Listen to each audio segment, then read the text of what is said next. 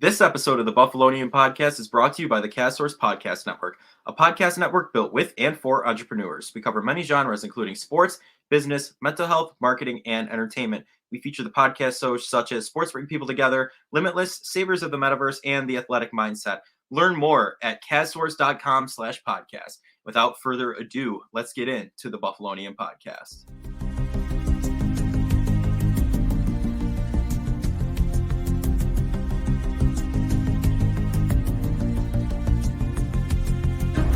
The Buffalo Bills are 0-2 in the month of November and look to break that streak this Sunday. We'll go through an AFC tier list while also recapping our picks from last week and picking the slate for this week. This is the Buffalonian Podcast, betting on the Bills. All right, let's go.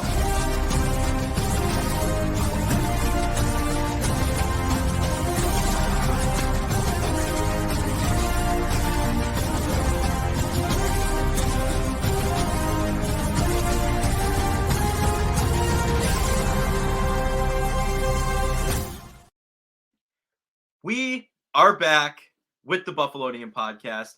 I'm Joe Cali, and as always, I'm joined by Dom Loss and Mike Marino.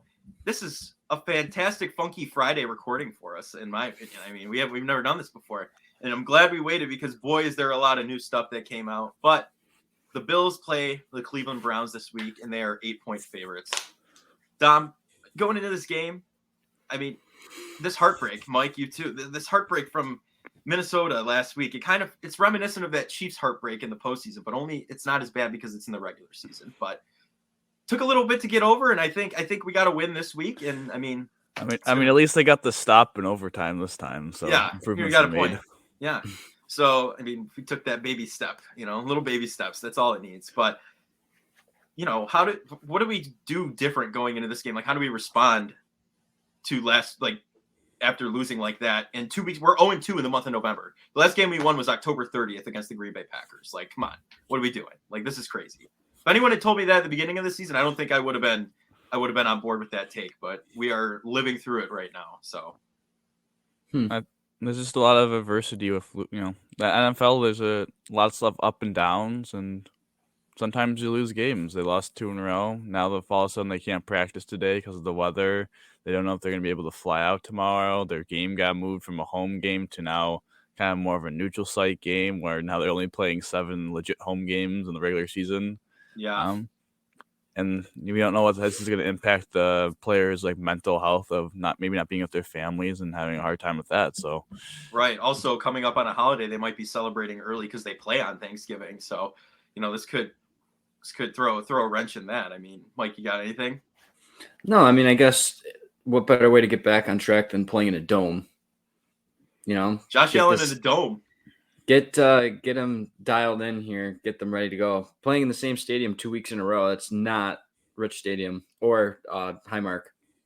Well, I mean, the over-under shot up a touchdown. It was 42 points, and now it's 49 last time I checked. So yeah. I think people are expecting some fireworks. I mean, if we're being completely honest, see, it's interesting is this move favor Buffalo or not? And part of me says yes because I think the Bills are, I mean, they're more equipped to play in a dome than playing in really terrible weather. And I would say the Browns are, well, they could play in a dome. I think they would have the advantage playing style over the Bills, but then the Bills lose the home field advantage. I don't know how they're going to be able to replicate that in Detroit. So, right. I mean, but Bills Mafia travels well. But again, that's what I was just going to say. But can they travel because of the weather? So interesting. Yeah. It's interesting. Is the loss of home field to playing at a better stadium for your playing style, does that equal out? And I think I would say probably yes because the bookies believe so. I think they're 8-point favorites to open the week, and they're still 8-point favorites now. Just the over under 1 up touchdown. Yeah. I mean, it's definitely a change, and I don't know. Josh Allen in the dome is kind of unmatched. The dude's a rocket in there, and I don't know. It's the thing that was the most. I don't know. It struck me the most is this needs to happen. Is the Bills need to stop Nick Chubb, and I feel like in the snow, and I don't know. What did you think going into the game? With the snow, would that have been an advantage? You think, or now is it an even? I don't even know how to feel about it. You know what I mean? Well, I mean, obviously, if it had been in the snow, like the run game would have been the number one thing. I mean, the Browns' run game is number one no matter what for them. But it would have been like in slow motion in a sense because, like, if you remember that game against the Colts 5 years ago, watching Shady break away in overtime for that touchdown was like in slow motion. And I mean, I know Nick Chubb's not really that elusive, like home run, like he's gonna get away from you, he's gonna run you over. So like I guess that would be more catered to him anyway. But I think it does honestly help us going into a dome rather than being in the snow. Because now Allen can actually throw it around instead of just handing it to Singletary and running himself.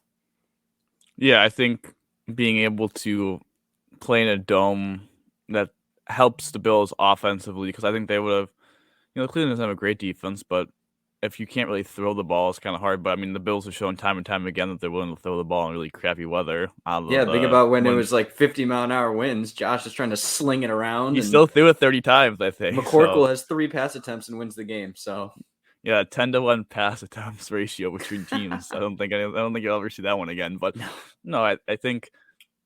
I don't even talk about that game. Dom, we were sitting in the 300. That was the absolute top row. That was the absolute worst Bills experience of my life. I just remember looking down and seeing the Bills just not being able to stop the run, and it was, oh my god, it's just bringing like a Vietnam flashback, like right in my mind.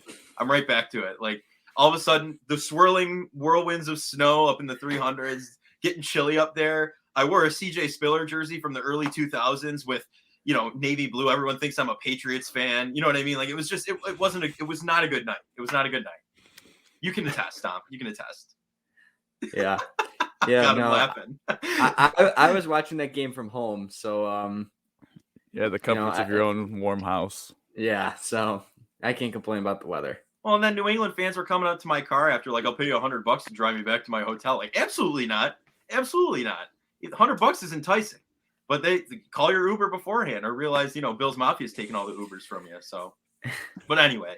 But I mean, so obviously offensively, I think it helps them because they're able to throw the ball. I think defensively, they're always going to have a hard time. I think this is actually a pretty bad matchup.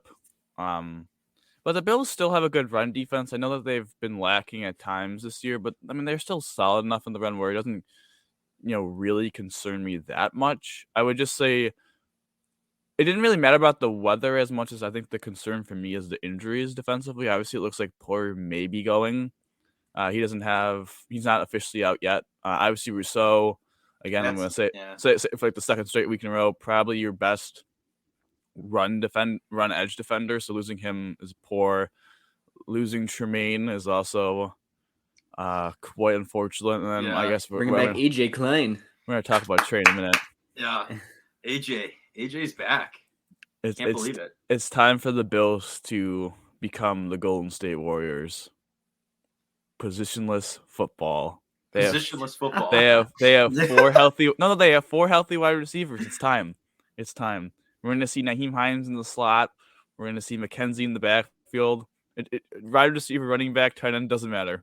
I'm all for that. You're just a football player. I think Reggie Gilliam will have the best day if we run that style of offense. The dude's elusive, so that's my pick. Well, I'll say this: the Browns are going to run the ball a lot. Yeah, and they're going to run the ball frequently because the Browns are the Browns.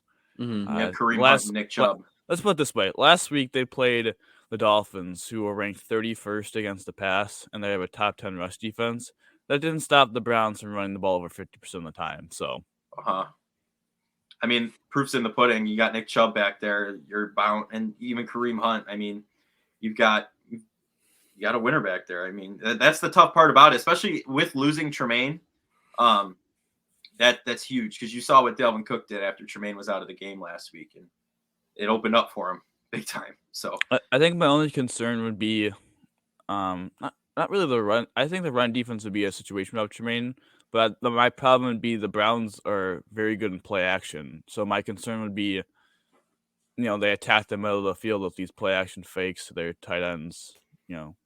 I don't think I gotta look up if Njoku's. I think he's hurt, but Harrison Bryant's a solid tight end. Njoku is hurt. I have him on my fantasy team. He's questionable. Yeah, they still have. I mean, Cooper's a really solid receiver. Peoples-Jones is kind of a physical specimen. So it's quite the specimen. you say, huh? I mean, he's 6'5" and runs like a 4.5. So yeah. No, yeah. And I mean that's a problem. That could potentially be a problem for the Bills because the Bills draft very smart corners, but they don't draft incredibly athletic corners, and those guys usually give them fits. We saw with Metcalf a couple years ago. Those dudes that are like AJ Brown kills them always. Like those dudes are just physical gods. Mm-hmm. I mean, at some point, talent takes over. So, yeah, I mean, it's definitely going to be an interesting game. I think, to say the least. It's not where we thought it was going to be played. It's in a neutral field, no snow anymore. Because honestly, looking at it, the Browns are kind of used to snow, so it wasn't the biggest advantage. But now it's truly a neutral ground, and we're going to see. I don't know. Cleveland's a little bit. I mean. Yeah, but they get some snow. Like it's not like the Dolphins coming up here for that. You know what I mean? I mean, sure, but I mean, not they Lake don't get as much snow as Well, I mean, we're getting 6 feet of snow over in Orchard Park. Devin Singletary's not going to be able to peep up above the ground. You know what I mean? He's only 5'7", so that would have been tough to play in. You know what doesn't make a lot of sense for me though? I do have to say this. What? With them claiming AJ Klein and putting Jake Coomer on IR. I don't think he's not on season-ending IR. I think he's just out 4 games. Yeah. Yeah. I joked about positionless football, but the fact that the Bills have 4 wide receivers and they have 7 linebackers on the 53-man roster, and you only play usually 2 linebackers at a time, like that's their defense. That don't make no sense to me. I'm sorry, like that just doesn't. I do think. I mean, maybe it's gonna be like, oh, actually, it's gonna be a 5 and 6 split in a minute because we're gonna get OBJ, but it's like that just. I mean, do you think OBJ is coming here? I mean, I hope so. I hope, but I mean, that'd be so nice. Apparently, he's high on the Cowboys and the Giants, along with the Bills. But I hope Von Miller's in his ear. I'm hoping Von Miller's making a case for it because could use him at this point in the season. So another weapon for Josh. The Bills could use Jamison Crowder coming back. Yeah, a slot guy. Yeah. Oh yeah. Everyone's been saying. I forgot about him. Yeah, it broke his ankle against who's his name? Baltimore, week 4. I think he was out 6 to 8 weeks, so 2 months. So I don't know. Yeah. Hopefully we get him back. I can't believe I'm literally saying that out loud, but hopefully the Peloton guy comes. Oh back no, it's the fact that their inability to trust Khalil Shakur, if anything, is really dampening my mood about the whole slot situation. And McKenzie's again, we make him more of a gadget player, which he is, and then give Shakir the looks at the actual slot, or give Nyheim Hines, give James Cook. Yeah, they gotta find Diggs is one. They're obviously just going to completely underutilize Knox, and I think Davis is a 2, but they got to find like a third option. And it could be Hines, it could be Cook, it could be Shakir, and you got to find someone underneath that can make some yak. But Josh got through the ball. Right. I mean, honestly, looking at it, Diggs is 1, like you said. Davis should be 2.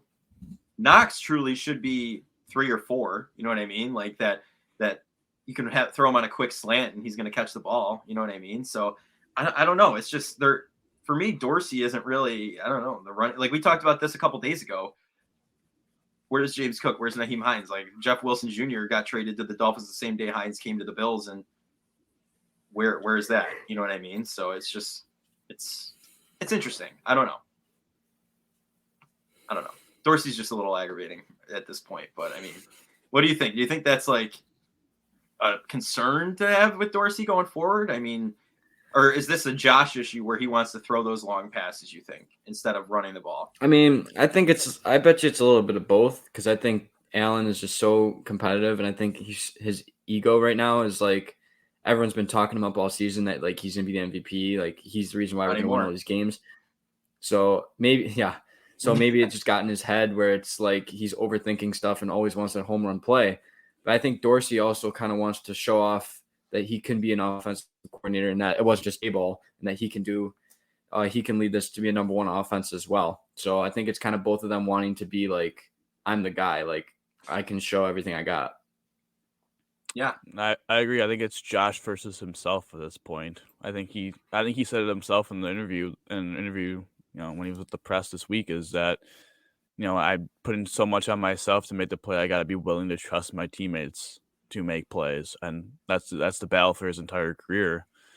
And I mean, I trust Josh to get that under wraps. I think Dorsey's a little concerning from the fact of it doesn't. I mean, just the constant weapons being underutilized, not probably playing in the specific roles they should be. But I think what's frustrating is that they have just been terrible in the red zone. I mean, they've been one of the worst red zone offenses, and for really one of the best offenses in the NFL to be that putrid in the red zone is just. It comes down to, I mean, part of it, yeah, you could lead to execution, but part of it's play design and play calling. I think really, I mean, it gets magnified in those areas when you don't have that much room to work with. Right. No, I remember, what was it, 2 years ago when he was in the MVP? They would talk about how he'd go in the red zone like every time he throw a touchdown. Like he never threw red zone interceptions. And now this year he has, what, 6 or something? Yeah. 4? 6 total. Yeah, so... No, I think he has 4 picks and a fumble. So either way, but it's like not that long ago we were talking about how good and efficient he was in the red zone, and now it's like we're lucky to be able to score in the red zone. Yeah, I mean it's just a couple of those. Reminiscent of the Jets game, that interception when he was trying to throw the Knox, the first one. You know, it was like it's the same play, same mistake. So, well, I think it comes down to the fact of you have an MVP type quarterback. I think it's hard sometimes to call a play to get the ball out of his hands, but I do think the Bills maybe in the red area. I mean, I'm not one of those old dudes that like they need to run the ball more, but I do think in the red area, like if it's working, keep running the ball. I mean, we saw it last week when they got to 2nd and 2. They did 3 straight pass plays after getting an 8-yard run, I believe, or something like that. Like I don't think it's a sin to run the ball, or if you're going to run the ball and you want to keep the ball in Allen's hands, like do some power runs. I mean, those are like one of the most. I mean, I don't know a team that really could stop that most of the time. So I know you don't want to get your franchise quarterback hit in the middle of the season, but I mean, you got to be able to make better play calls and better play designs to make more options available to Josh and to have this offense succeed better in the red area. Because I mean, that's where games are won and lost. We see it time and time again in the NFL. If you can't execute in the red zone, you're going to lose football games. Mm-hmm. No, for sure. Now, do you fellas want to turn to some X factors in this upcoming game that might? 1 second, we got to talk about one man that's not playing. Also, I don't think AJ Klein's going to play. I think he's going to be scratched. You think he'll be a healthy scratch? Mm-hmm. I doubt he plays. If he does play, it's because he's the special teamer and whatever. We got to talk about Jay White not playing. Yeah. Thoughts? Mike, you start. I mean, I thought he would have been back by now. I thought he would have been back weeks ago. I think we were talking about it, or I don't know who I was talking with, but they were like, maybe it's like a mental thing where he's kind of hesitant to want to come back because he doesn't want to re-injure his knee because we're playing on turf for the next 2 games again. And, turf monster is a thing. Like, it's bad. A lot of guys blow out their ACLs on turf for non-contact injuries. That's kind of how Trey did it last year. Yeah, Ford Field's it's like one of 6 fields that have that kind of turf that everyone's complaining about. Yeah. So. Yeah. So, I mean, like, I think it's just a thing where it's like he has to get over that mental hurdle because I think physically he could probably come back. It's just that mental hurdle of wanting to come back. Yeah. No, I would agree with that as well. It's just tough because, like you said, I thought he would have been playing weeks ago as soon as they, activated him to the 53 man and he was out of the red non-contact jersey in practice. You think, maybe you see him out there at least a little bit, maybe against the Jets. You know what I mean? Like just as a little warm up, if you will, maybe not a full game, but I mean, it'd be nice to have him back there, especially with Justin Jefferson, last week. Like it's tough. I mean, I don't know. I hope after this week he's playing, but I can't, I don't know if I can give a definitive answer like on when I think he will be back because my definitive answer would have been 2 weeks ago. So I don't know. Dom, what do you think? I doubt he plays the next 2 games. You think? And I would say the earliest he comes back is Thursday. Not Thursday, December 1st against Pat New England. Just because I don't think they want to play him on that field. But I agree with Mike. I think it's a mental thing at this point. I think originally when we were thinking it might have been a physical setback. I don't think it's that. I think Trey's a very intelligent human being. I mean, he's one of those guys that during the 2020 season was thinking about opting out because of all the COVID issues and having a family. I think he really cares about what happens to him. I think it is at this point it's maybe a little bit of a mental thing. I think McDermott's having a hard time really giving real details about it. But I mean, I think eventually he'll get over that obstacle. If it takes him 2 more games, it takes him 2 more games. As long as this is my thing. As long as he has a couple of games under his belt before the postseason, we're fine. There's no need to panic Right. at this point. Yeah. You know, what's the negative of him not playing right now? Is that we get more snaps for Kyrie Elam, Christian Benford, like They develop a little more. they Mhm. develop a little more. I mean, yes, negative is that you don't have your number one corner, but you haven't had your number one corner all year, so it's not like it's No, not like no. it's not like he injured himself like in the beginning of the year and now is taking this mental problem of getting back. No, he hasn't been here all year, so Yeah, Yeah. no, you're right. We're not losing anything, but if he was playing, we would be gaining something. I got what you mean. I mean, for sure. The dude's locked down. I mean, you do miss him back there. You got to admit. I mean, especially in a game like last week where that interception almost it should have been just swatted 4th and 18. that was a safety. I mean, that was poor. That was a safety, but I mean, Poyer would have done that, but I don't know. But let's now move into the X factors like for this upcoming game. It's kind of tough. Mike, you got one? I'm thinking Dawson Knox is gonna have a breakout game. I just feel like it needs to be manifested here. I feel like He I'm kind of getting deserves- deja vu. I think we said that a couple weeks ago too. I don't know. I don't know. You're paying him top 5 tight end money and you barely use him. Like, what was the point of that? Yeah, I think you need to start targeting him over the middle. I think Allen needs to start using those check downs. And I think Knox is going to be the recipient of those check downs. well, that's not a bad take. I like that. Yak yards. Yak yards. Dawson Knox. I'm gonna go with Motor. I think they're gonna. You always go Motor. I mean, because I like Motor. He averages a good chunk of yards per carry every time he touches the ball this season. First I mean, half he's motor or second half motor? first half Motor. Maybe when they use him. First half Dorsey or second half Dorsey? First Yeah. half. Or Dorsey. red zone Dorsey. Oh my gosh. No red zone or second half Dorsey for me. Overtime amazing. Dorsey? I rewatched the first half because I missed it, and it is just absolutely astounding that the Bills end up losing this game. They looked phenomenal in the first dominated. half. Yeah, they were dominating them. Which gives me some like reason to not be super panicked. It's like they dominated this team. Like they just blew Yeah. it. We just lose close games. That's what the whole Yeah. NFL mediascape is saying at this point, you know. So last 2 losses have been by 3 points, and then the Dolphins was by 2. So, you know, every game we lost has been within a field goal. So I don't know. But I'm gonna go again, Motor. I want Motor to have a day. I think he will. I don't know. I want Motor to have a good day. Use him, Dorsey. Please use him. Use the run game. Stop with these non-check down passes. Just use the running back. Come on. Dom, what's yours? X factor is going to be Nyheim Hines or James Cook in the passing game. I think Okay. those guys, we're going to, I mean, again, positionless football. I think we're going to see more screens, more dump downs to those guys. Obviously, I think Knox is probably getting involved too, as Mike alluded to. But I think we're going to see more check downs. James Cook's played really well, so I want him to get more touches. I think Hines hopefully has been able to, get the playbook down now where he's able to be more part of the offense. Yeah, no, I agree. I would like to see all of that happen. I'm going to be 100% honest with you. I hope all of our X factors pan out because it'd be nice to see a dominant juggernaut Bills team that we saw in those first few weeks. That Tennessee game we all were at, Mike. You and I were going crazy standing next to each other. I want to feel that again. You know what I mean? Like I want the Bills to be back to that. But yeah, I mean, overall, not just player based, but like what needs to happen here to guarantee the win? Like I know we mentioned stopping the run game, but is there anything else that really crosses your mind as like a must stop for the Browns to win? Well, I would say for us, limiting our careless mistakes here, like forcing passes.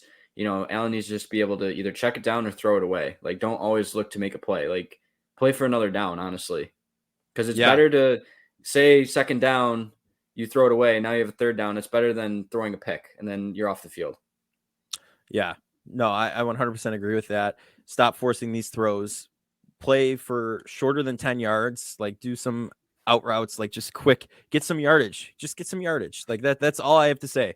Just not even yards after catch is a plus, right? For those long ones, don't try and bomb it 30 yards like every play. Like you got to take these little short gains and you'll work your way down the field. Just think, the shorter yardage, it keeps your defense off the field, Mm-hmm. and you eat up more time, and you have a better chance to win the game. You're in control of the game.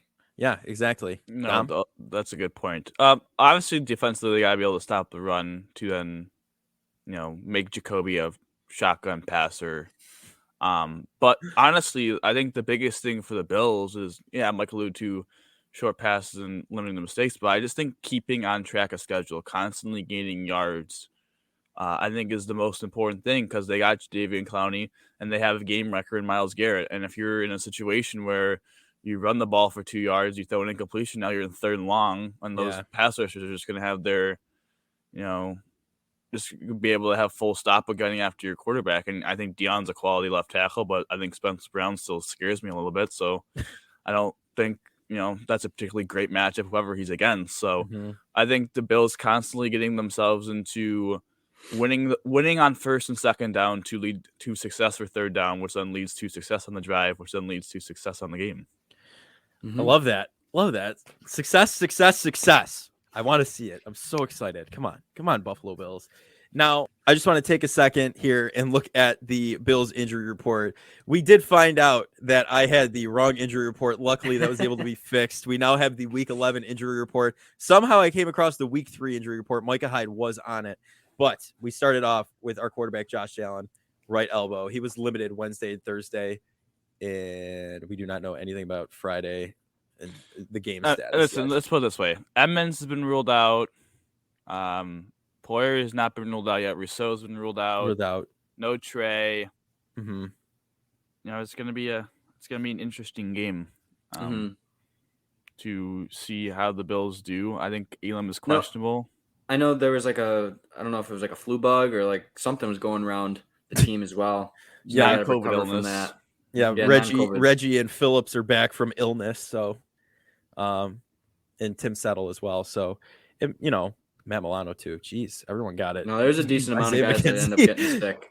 Yeah, holy cow. But I mean, everything seems to be okay. I mean, like you said, just Rousseau, that's a big one. Tremaine, that's a big one, and Trey White is not going to be playing, so that's a little tough. But I mean, other than that, we're all right, I think, going into this game. I mean, what do you think overall? I mean, we've been worse this season, I think. Yeah. So It's been longer. It's been 2 pages before. We're still dealing with a lot of injuries. We kind of had the injury bug this year. Years past, we've been pretty lucky to have a relatively healthy team. And this year, we're really getting tested to see how we can do without having all our guys all the time. Yeah, it's definitely tough being out. I mean, now you're number 1 corner for the 10th game in a row. You're down your middle linebacker, your signal caller. You're down your 2nd best edge rusher for the 2nd week in a row. You don't know defensive X factor, Matt Milano. I know you don't know if Poyer is going to be. Poyer's obviously not going to be 100%.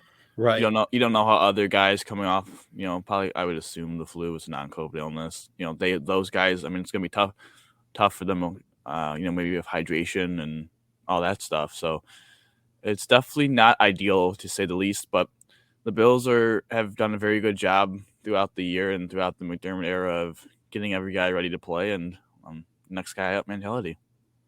Yeah, buddy. And I do like the way they pick up the free agents, though. I mean, they do work everyone in very well, and the way they draft too. So I don't know.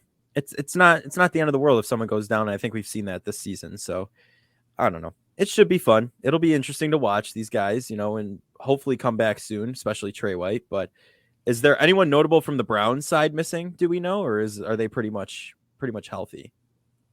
I didn't look at their injury report. Let me pop that up real quick. But I would look at it, but odds are I'll pull up a week 3 one. So, that might be better on your end to pull that one up. Yeah.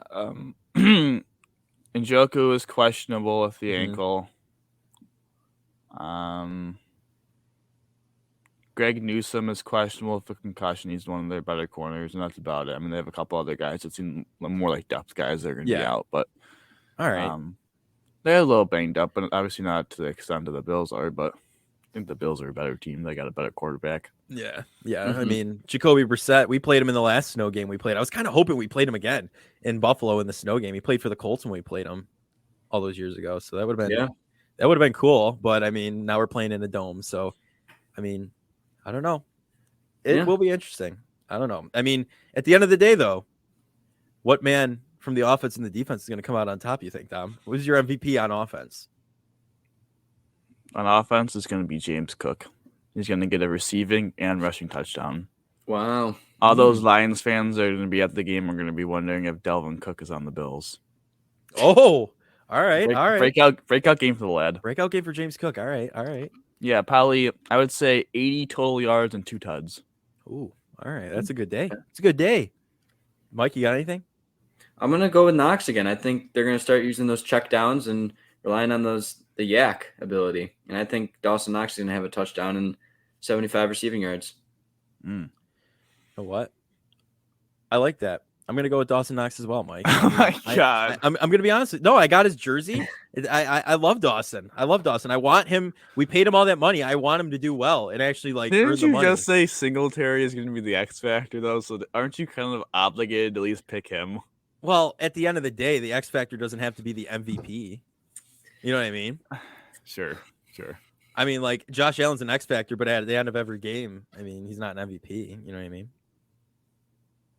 You know what I mean? There's a little trade off there. No, but Knox, I think, will have a good day. I think they're gonna finally use him the way they should, and I'm really hoping for it. I'd love to see him actually get some touchdowns and get some yardage and actually do some checkdowns with them, like we said. I mean, now defense. I'm gonna start here. I think that. No, I was gonna say something outlandish. No, I'm gonna go with Don't just Matt. say it. No, Gosh, I was gonna say Matt Milano, but he's coming back from his illness. But I mean, that's not outlandish. I think he's gonna be a big run stopper, especially with Tremaine gone. He's definitely gonna pick up the slack, and I think he's gonna have a great game. So that's Matt Milano's mine. Mike, yours? No, I was gonna say Milano as well, just because Tremaine's out and how important Milano is in the run game. He's really had to be stopping Nick Chubb. I mean, who's going to start for Tremaine? Tyrell Dodson, probably. I think so. That's Maybe, That's who they probably. put in for him last week, was it not? Mhm. So I mean, that's not terrible. But like, yeah, no, I agree with Matt Milano. Didn't he go to Texas A&M? He did undrafted. Probably the interior of the defensive line too. Got to step up those Yeah. run stuffers. Oh yeah.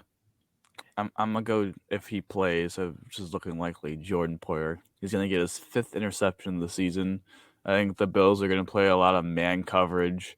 They're gonna put a safety in the box to get them out of running situations. Poyer's gonna have to make some big plays in the run defense. I think he's gonna get a little throw tipped by Kyler to Jordan Poyer to steal the game. Okay. So I'm gonna go I right like into my that. game prediction of Bills winning 28-24. Ooh. All right. Yeah, Browns will be in Bills territory if I'm meant to go. Throw to Cooper, tipped, picked, Poyer, ball game. All right. All right. Similar ending to the Baltimore game there, the interception to ice the game. I like that, Dom. I'm going with 28-14 Bills. I think the offense absolutely runs over. And I think we stop the run pretty effectively with Milano and in the front run stoppers. Yeah. I'm going to say 34-20 Bills. Oh, we got a high scoring game from Mike there. I like that. Maybe. I like that. Bills in the 30s. I like it. Fellas? You're the only one going under on the over-under. Yeah. I mean, I don't know. I feel like it's still going to be competitive.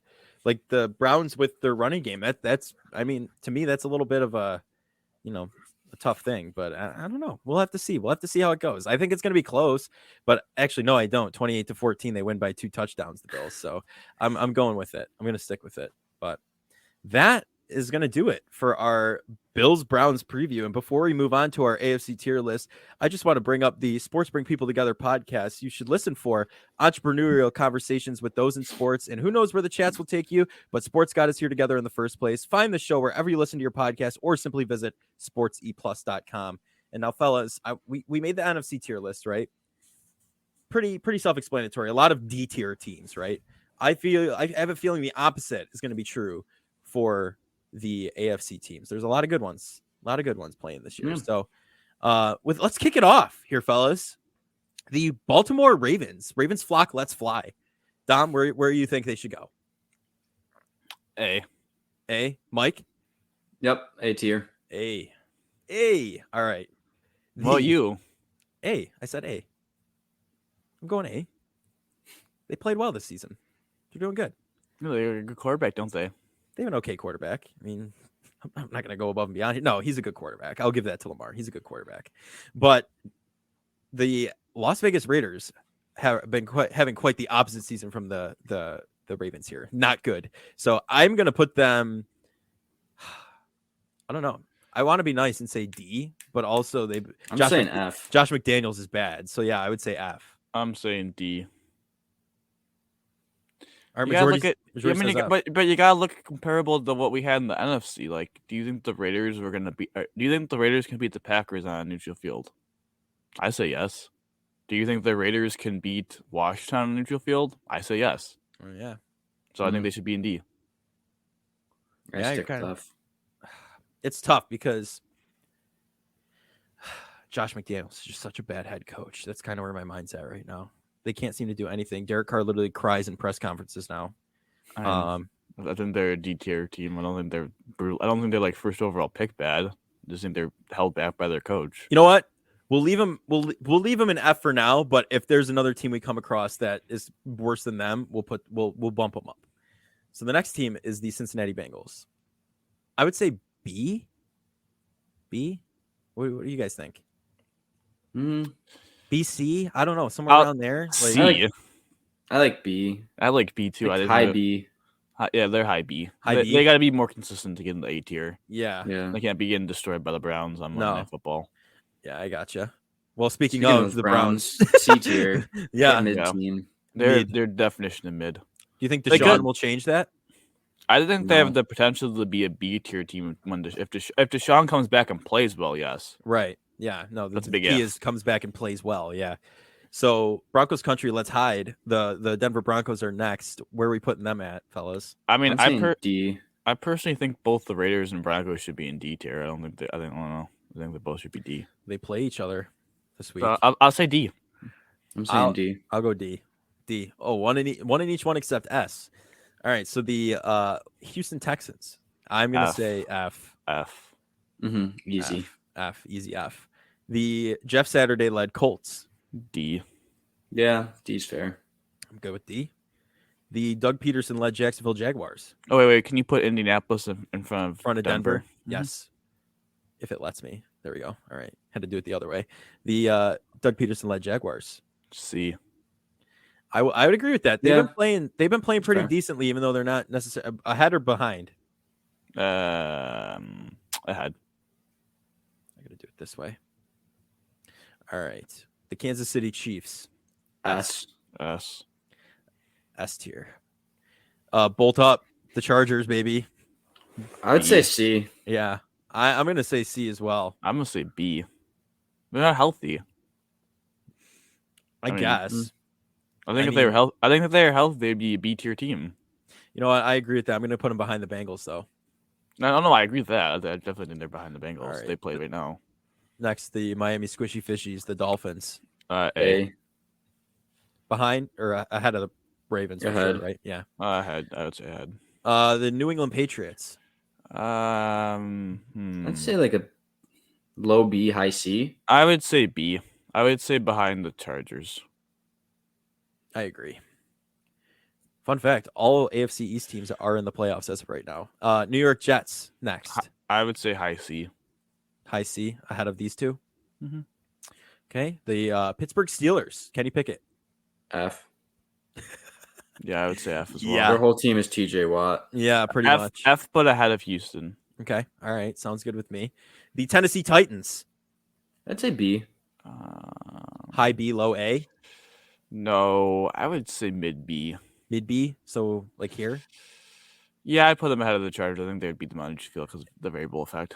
And finally, last but certainly not least, our Buffalo Bills. No bias here. Let's just break it down. I think these last two losses might lower us a little bit. I think they're S, but behind the Chiefs. Yes. Mm-hmm. I would agree. I think they're still convincingly a top 2 team in the AFC. They've lost 3 games by a combined 8 points. I don't think there's need to overreact at the proper moment. And now if they lose this No. week, then we can talk about dropping them. But right now, I would say No, That's fair. definitely. I think the AFC definitely is more competitive than the NFC. I mean, we look at the. I mean, do you have a rankings. screenshot of the other one? I do mean, not. I the can other get one- it. I can get it for next time though. Everyone was pretty much in D tier. I mean, yeah. I mean, if you look at this one, like, is Pretty spread out. The only thing I disagree about is I think the Raiders should be in D, but Yeah. looks good to me. I mean, we could even put them together for next pod, and then we can actually adjust them like to where they are NFL wide. You know what I mean? That's Yeah. a good idea. You Yeah. do that. Yeah. All right, we'll do that for next pod, ladies and gents. You can get our full NFL updated altogether tier list. So, without further ado, though, let's get into these picks from last week, fellas. Mm-hmm. Dom, you So, went 5-9. So I went 5-9, worst of the entire season, worst of the 3, and then you two gentlemen went 6-8. So none of us were over 500. No, that was a Mm-mm. tough week for Uh, everyone. Tough week. So I am now 93-56 on the season. Joe is now 92-57, and Mike is now 80-69. Mike, you're Not- just getting better and better every week, though. Your Yeah, record's just getting honestly. closer and closer. Even Yeah, though it it's went down a little he bit. went after 6 this and 8. last It It week, went down but- a little bit, but I mean, from where we were in the beginning compared to him, he's closer than I thought he would be. Okay. All right, whatever. Doesn't matter. This Oh, is my not goodness. taking into the fact that I was the only one of the two of us that got the Thursday Night Football game right. Yes, we were, yeah. Mike and I picked the Packers. We thought Aaron Rodgers could do it. Fortunately, that was not the case. All right, so the 5 games this week that we are selecting are Jets at Patriots, with the Patriots being 3.5-point favorites. Dallas at Minnesota, with Dallas being a 1.5 favorite on the road. Chiefs at Chargers, with the Chiefs being 4.5-point favorites on the road. Niners at Cardinals, with the Niners being 8 points favorites on the road. And then Raiders at Broncos, with the Broncos being 2.5-point favorites at home. Okay. I mean, Okay. let's Well, start. we'll start with the AFC East here. I'm going to pick the Pats because Zach Wilson's 0-3 against the Patriots. And just last time they played, look, it was probably his worst game ever. And I don't anticipate that after, 3 weeks, they're really going to make that much of a difference. So I'm going to go with the Pats, especially in New England. Yeah, no, at Gillette Stadium, it's a completely different ordeal, and Zach Wilson couldn't play them in MetLife. So I'm going with the New England Patriots this week for the AFC East game. Dom, what do you got? Yeah, I got the Pats. Both teams coming off their bye. As long as the Patriots offense doesn't crap themselves and take care of the football. I mean, Zach Wilson, I just don't. I mean, he just Bill Belichick owns him. So Yeah, pretty I don't- much. And as long as the Patriots are able to run the ball effectively and keep ahead of schedule where they don't ask Mac to do a lot. This play, last time they played it was 22-10. So I would say like 20-17, kind of low, Yeah. mid-20s, mid-teens kind of game. Yeah. All right. No, Smash the under on the over-under, in my opinion. Smash the under. All right, smash the under. All right, next game, the Dallas Cowboys at Minnesota Vikings, and I think I'm going Vikings on this one. The way they played against Buffalo last week, Kirk Cousins was on. I know Kirk Cousins is known for being on and then falling off, but I mean, Justin Jefferson had a great game. I think they're going to give the Cowboys a run for their money, and the Cowboys are 1.5-point favorites on the road, but I'm going to stick with the Minnesota Vikings on this one. Yeah. No, I'm also picking the Vikings. Yeah. I mean, Like, I don't know. Minnesota singing some Lizzo over there, aren't you? We're gonna get a copyright strike when we post this. No, I think I'm taking the Vikings as well. They're underdogs, but they're at home. What has the Cowboys done to earn this kind of respect is I beyond think me. Minnesota is just going to be rolling with momentum from last week, too. Yeah, Mhm. All that confidence. Mhm. Especially if Dallas coming off playing an overtime game in the cold in Lambeau. Hmm. I just Yeah. and they had to travel to Minnesota. I just don't like it for the Cowboys, man. I think the Cowboys are a good team, but I think the Vikings deserve some respect. The second best, tied for the best record in the entire National Football League. They could taste the opportunity to be the one seed in the NFC with the Eagles choking against the Commanders. Hmm. I think the Vikings get it done, Yeah. especially because I think a strength of the Dallas defense is their edge rushers, and the Vikings have 2 of the best tackles in the entire NFL, and Brian Yeah. O'Neill and Christian Darrisaw. So yeah, it's a good counterpunch to that. yeah. No, absolutely. All in agreement so far. in the next game is the Kansas City Chiefs at the Chargers, and I think we might agree on this one as well. I'm going to pick the Chiefs on this one. There's no question about it. The Chargers are injured, like we said earlier. They've not been playing great. Brandon Staley, I don't know. I haven't been very high of him since whatchamacallit, that playoff game against the Raiders, or not the playoff game, the game to get them into the playoffs last year. Those every drive, let's go for it on fourth down. Like that to me just kind of threw it off. And I don't know. I'm going with the Chiefs though. I believe Andy Reid and the Chiefs are going to win this game. No, I agree. I think the Chiefs are just dialed in right now. Mahomes is probably the MVP right now, and Andy Reid's just too good of a coach to lose to a coach like Brandon Staley. Yeah. Yeah, I mean, I think this is our first disagree, boys. I'm picking the Chargers in an upset. Oh, Chargers at home, prime time, Sunday night. I mean, MVS. Can I just say something real quick? I don't think the home field makes a difference when they don't have any fans anyway. Okay. I Got a knew you were point. gonna say something like that. Yeah. But I just think the Chiefs are really banged up. Hardman's out on IR. Juju has a concussion. I don't think he's gonna play. MVS is a little sick, sick. So I don't think he's gonna be Kadarius 100%. Toney breakout game.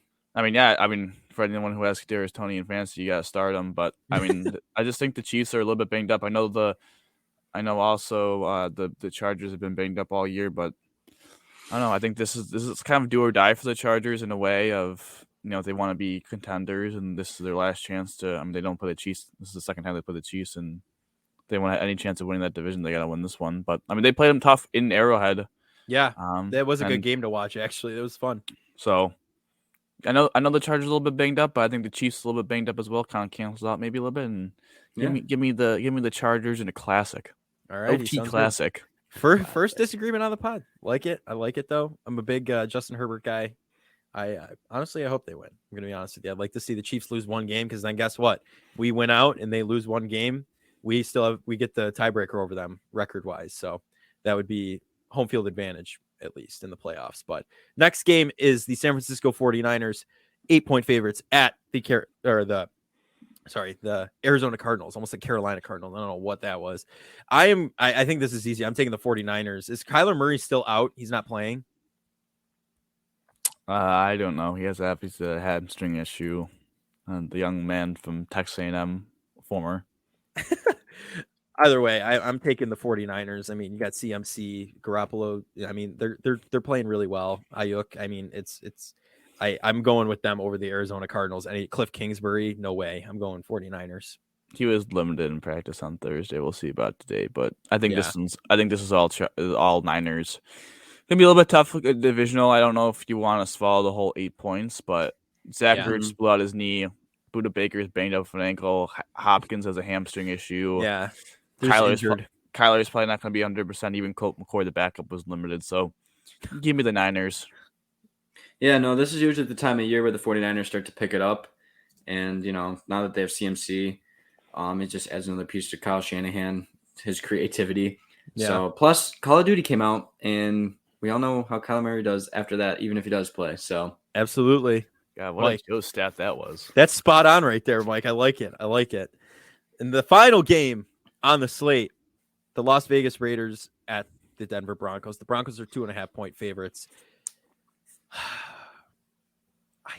I want to pick the Raiders. I really do. I want Derek Carr to win a game, but I don't know if I don't believe in Josh McDaniels, but I also don't believe in the Broncos. This is what a game to pick. You want me to go first? Yeah, you go first. I got to think about this for a minute. Give me the Raiders. Broncos cannot score. Broncos simply cannot score. Last time they played, the Raiders kicked the Broncos butts in. Josh Jacobs is going to be able to run the ball down their throat.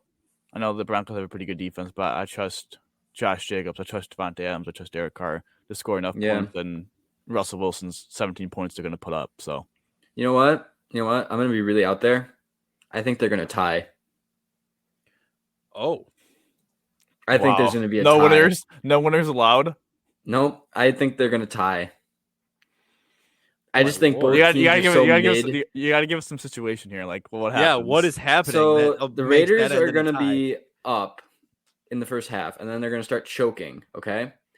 And then it's going to go to overtime, and the Broncos get the ball first. They're going to miss a field goal, and then the Raiders are just going to run out of time, and they're going to end in a tie.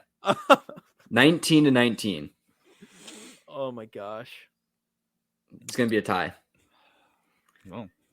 Because Listen, I think the Broncos offense is bad, but the Raiders defense is bad. All right, But- all right. But if you had to pick it But for like the Broncos pick's sake, defense is good and the Raiders offense is mid. But I think it's gonna be a tie. if you had to pick it though for game picks wise, so I don't have to put in the I don't know if they tie. If I had to pick one team to win, I'd pick the Broncos, I guess. But I think it's gonna end in a tie. I'm gonna go Broncos country. Let's ride. I'm gonna take the Broncos on this one. I think this is a game the Broncos need to win, divisional matchup, and I don't think Derek Carr and Josh McDaniel. Granted, Derek Carr could definitely do it under the current coaching situation. I do not think it's gonna happen. I'd rather take the Should have Broncos. kept Rich Bisaccia. That I can't is the believe it. biggest mistake. I can't even get over that. The I fact can't that they believe did I it. can't believe this right now. This is the first. This is like history in the Buffalonian podcast. The first three-way disagreement. First three-way disagreement. Yeah, I know. Look at Who this. knew it was possible? Who knew? Who knew? You I didn't know even- what? You know what? It's unrecognizable. I'm sorry for all those bettors that had like the big minus odds for Gio to pick a tie first. Hey, yeah, I know. You'd think it would have been, but no. It's the first three-way tie, and Mike is the outlier with the three-way see what differential. happens. Mike's the outlier. So What's happening if they actually tie? Like, what am I getting here? Can I get a medal? we'll make a medal. Yeah, we'll make a medal for you. Say the first champion of the three-way. Yeah, and you know what we'll do? three-way We'll post it on social media your pick, and you'll probably blow up. Yeah, They get interviewed by Sports Center. yeah. Sports Center. You'll be invited on Maybe. for interviews and everything. Yeah. Dang. Colin It's like, Coward oh is my going to God. be calling your phone. He wants you on the show. Oh jeez. Oh man. Oh my Oh. goodness. All right. But without further ado, that is going to end it for this week's episode of Betting on the Bills, brought to you by the Buffalonian Podcast and the Castors Podcast Network. I'm Joe Callie, and as always, I've been joined by Dom Loss and Mike Marino. Dom, how do you always end these, buddy? Go Bills, baby. Go Bills. Mike, you got Sabres in there or no? We're Sure, go Sabres. Go Sabres. All right.